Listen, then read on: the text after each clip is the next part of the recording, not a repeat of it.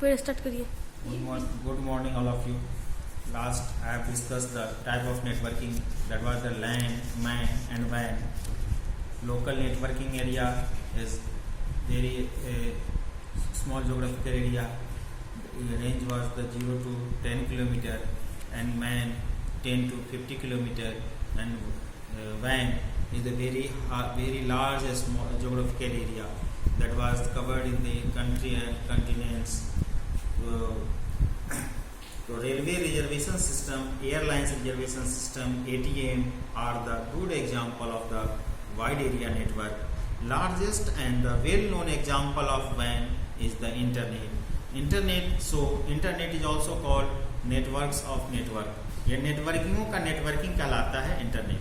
ठीक है, अब क्वेश्चन यहाँ दो बात के लिए फिर है कि इंटरनेट और इंट्रानेट, दो बात हम लोग और समझेंगे डिटेल से कि इंटरनेट क्या है और इंट्रानेट क्या है। Computer network can be classified based on the target users and the information contents on as internet and intranet. Internet जो शब्द है वह वर्ड जो है इंटर प्लस नेट से बना हुआ है। इंटर का अर्थ होता है बिटवीन, इंटर का अर्थ क्या हुआ बिटवीन, और नेट का अर्थ होता है नेटवर्क। जो नेटवर्क जो किसके बीच में हो, नेटवर्क के बीच में हो, वही इंटरनेट है। तो बिटवीन ऑफ डिफरेंट नेटवर्क, जो विभिन्न प्रकार के नेटवर्किंग के बीच में हो, वो क्या कहलाएगा, internet. Internet is a network of network which is spread world wide. इसका फैलाव कहाँ है, विश्व स्तरीय फैलाव है। दस this network is open for general public and they can use it. यह आम जनताओं के लिए यह नेटवर्क क्या है, खुला हुआ है, और इसका वो इस्तेमाल कर सकते हैं किस काम के लिए, to share the information and communicate with each other. Networking का उद्देश्य सबसे पहले क्या है, अपनी बात को किसी दूसरे को कहना और दूसरे के पास जो जानकारी है वो खुद हासिल करना। To share the information and communicate with one another. Because of its wide spread application, इसका बहुत लंबा फैलाव होने के कारण huge amount of information is available on it. यह बहुत नेटवर्क से जुड़ा होने के कारण इस पर कितनी जानकारी अवेलेबल है इसका अंदाज लगाना मुश्किल हो जाता है। Internet has become an integral part of our day to day life. आज के दिन में इंटरनेट हमारे जीवन का अभिन्न अंग बन गया है, इस बात से हम इनकार नहीं कर सकते। आज हमारे जिंदगी का एक एक पहलू इंटरनेट बेस्ड हो रहा है। हम कोई भी जानकारी अगर हम लेना चाहते हैं तो फिंगर टिप्स बटन दबाते ही हमको मिलता है। किसी तरह की सुविधा, किसी तरह का कोई भी काम हो, एप्लीकेशन हो, सब कुछ हमारे पास अवेलेबल है। तो इंटरनेट एक ऐसा माध्यम है नेटवर्किंग जो किसके लिए है, आम आदमी के लिए खुला हुआ है। क्या करने के लिए, to share the information and communicate with each other.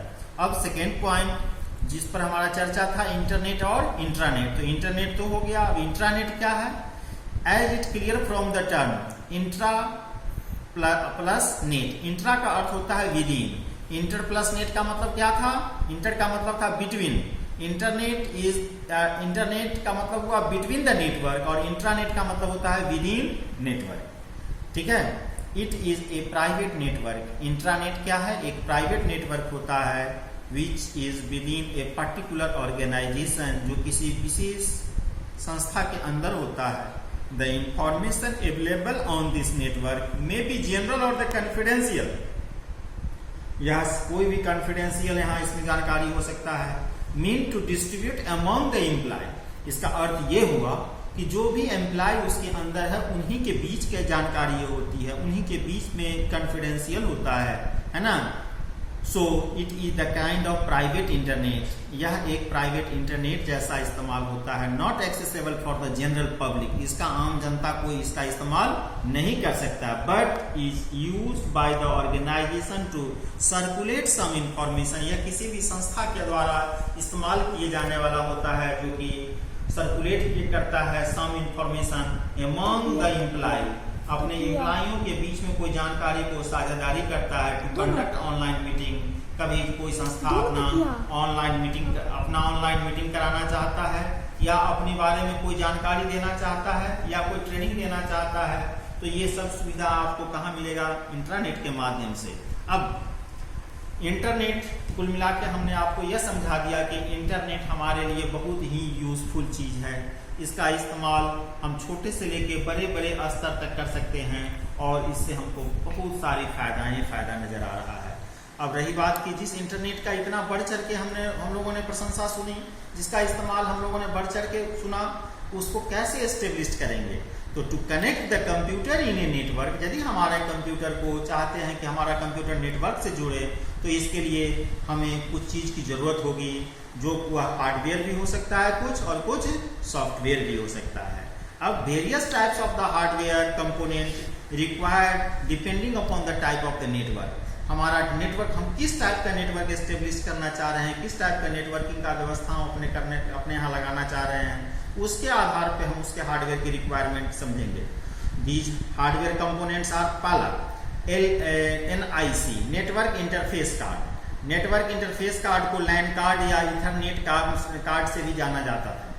यह मुख्य रूप आज के मदरबोर्ड पे तो ये अलग से नहीं आता है, कोई एडिशनल कार्ड नहीं लगाया जाता है, क्योंकि आज के मदरबोर्ड पे सारा कुछ इनबिल्ट होता है। पहले इसके लिए अलग से कार्ड होता था जो कि आइजा स्लॉट पे मदरबोर्ड के ऊपर अटैच किया जाता था, है ना।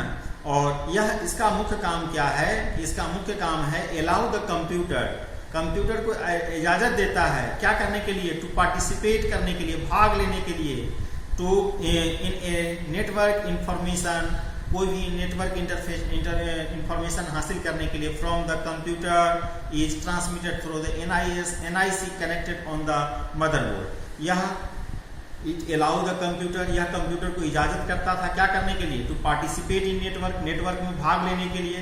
इंफॉर्मेशन फ्रॉम द कंप्यूटर, जो भी कंप्यूटर पर इंफॉर्मेशन है, जानकारी है ना, information from the computer is transmitted, इसी के माध्यम से एक से दूसरे जगह जाता है जो NIC कनेक्ट किया हुआ है मदरबोर्ड के ऊपर। अब दूसरा, ये तो हुआ लैन कार्ड, जिसको इथरनेट कार्ड कहा, या NIC कार्ड का। NIC का full form network interface card. Second, transmission medium, माध्यम। जैसे ही इलेक्ट्रॉनिक्स का शब्द हमारे सामने आता है, इलेक्ट्रॉनिक्स शब्द का मतलब ये हुआ कि ऐसा चीज जिसमें कोई फिजिकल मीडियम भी हो सकती है और फिजिकल मीडियम नहीं भी हो। जैसे आपका ट्रांसमिशन मीडियम जो हमारा इलेक्ट्रॉनिक्स नेटवर्क में जाएगा, तो network transmission medium carry the data signal from one computer to another. यह डाटा सिग्नल को कैरी करता है ना। डाटा सिग्नल को कैरी करने के लिए माध्यम क्या हो सकता है? Coaxial cable, twisted pair cable, fibre optics cable और वायरलेस ट्रांसमिशन मीडियम। तार वाला माध्यम भी हो सकता है और बेतार माध्यम भी हो सकता है, ठीक है। उसके बाद है तीसरा पॉइंट, हब भी एक सेंट्रल हार्डवेयर डिवाइस है जो नेटवर्किंग को मैनेज करता है, नेटवर्किंग के ट्रैफिक को मैनेज करता है अक्रॉस पूरे के पूरे नेटवर्किंग में। ये हब डिवाइड द बैंडविड्थ, हमारे जो कंप्यूटर नेटवर्किंग का बैंडविड्थ है, कम्युनिकेशन स्पीड है, इसको डिवाइड कर देता है बराबर बराबर में, जो भी उसके कंप्यूटर उससे जुड़े हुए हैं उसमें। उसके बाद है स्विच भी हब के तरह एक सेंट्रल हार्डवेयर डिवाइस है जो क्या करता है? फ्लो द इंफॉर्मेशन को, फ्लो को बांट देता है जो भी कंप्यूटर उसके थ्रू उसमें कनेक्ट किया हुआ है। Rate of flow of information is linked to the speed backup by the switch and the device. Rate of flow of information को अगर कंट्रोल जिसके द्वारा होता है वही आपका स्विच होता है। उसके बाद है router. This is the network hardware device which is used to route the data across the different part of the network. Network के डिफरेंट पार्ट में डाटा को ये रूट देता है, एक दिशा प्रदान करता है। Computer are connected wide area network, जो कंप्यूटर वाइड एरिया नेटवर्क का यानी वैन नेटवर्किंग में कनेक्ट हुआ है। उसके बाद है connector use to join the two computer और ए नेटवर्क टुगेदर, जो कंप्यूटर को आपस में जोड़ने के लिए एक क्लिप जैसा बटन होता है जिसको कनेक्टर कहते हैं। RJ45 is a 8 wire connector, या 8 तारों का एक कनेक्टर होता है जिसका नाम है RJ45, use to connect the computer on an LAN specially ethernet card में इसका इस्तेमाल किया जाता है। अब ये तो हुआ मुख्य रूप से हार्डवेयर। तो हार्डवेयर में आपने क्या समझा? पहला था लैन कार्ड, दूसरा था ट्रांसमिशन मीडिया, तीसरा था हब, चौथा था स्विच, पांचवा था आपका रोटर और छठा हुआ आपका कनेक्टर। अब software to send and receive, software का इस्तेमाल क्या करने में करेंगे? To send and receive the information from one computer to another, एक कंप्यूटर से दूसरे कंप्यूटर में भेजने के लिए।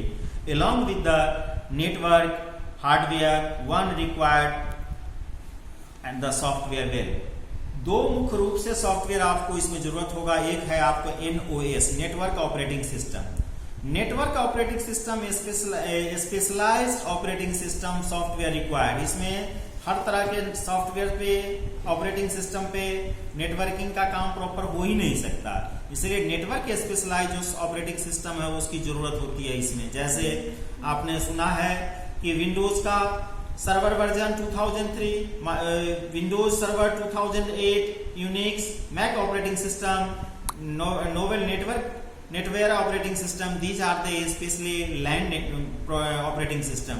उसके बाद है प्रोटोकॉल। प्रोटोकॉल का काम क्या है कि it is a set of rules. Protocol पूछे क्या है तो क्या कहिएगा? It is the set of rules और the standard that govern the data is to be transferred among the computer और ए नेटवर्क, जो आपको नेटवर्क में डाटा का ट्रांसफर कैसे होगा इस पर कंट्रोल देता है। There are the various type of protocol, भिन्न भिन्न प्रकार के प्रोटोकॉल इसका इस्तेमाल किया जाता है नेटवर्क में, है ना। और जो नेटवर्क में जिस डिपेंड करता है, जैसे IPX हुआ, X 2.5, एप्पल, TCP/IP हुआ ट्रांसमिशन कंट्रोल प्रोटोकॉल और internet protocol. These are the main software and hardware which is required to connect the computer in a network. It is very important question for your examination कि what is the basic requirement of the hardware and software to connect the computer in a network. Okay.